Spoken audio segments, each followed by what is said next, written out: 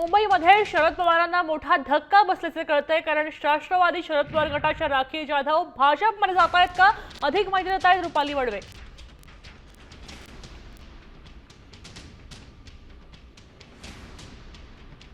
रुपाली, आपण पाहतोय की भाजपकडनं फोडाफोडीचं राजकारण अजूनही सुरूच आहे.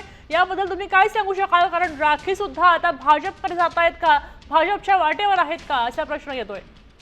मुंबईमध्ये सेना मनसे आणि राष्ट्रवादी शरद पवारांची यांची युती झालेली आहे. मात्र या युतीमध्ये राष्ट्रवादीला अवघ्या 10 ते 12 जागा सोडण्यात आलेल्या आहेत आणि त्याच्यामुळे पक्षामधले जे इच्छुक उमेदवार जे नाराज झालेले आहेत त्यांनी काल अनेकांनी खरं तर अजित पवारांच्या पक्षामध्ये पक्षप्रवेश केला होता आणि आपल्या कार्यकर्त्यांना आपल्याला उमेदवारी देता येत नाही किंवा त्यांना एबी फॉर्म देता येत नाही, त्याच्यामुळे कुठेतरी राखी जाधव जे आहेत त्या हतबल असल्याचं आपल्याला पाहायला मिळालं.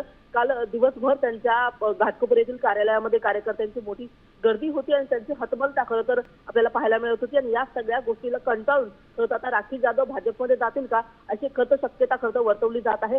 मागच्या अनेक दिवसांपासून राखी जाधव स्वतः जे आहेत ते मुंबईमध्ये आपल्याला जागा अधिक मिळाव्या यासाठी प्रयत्न करताना पाहायला मिळतात.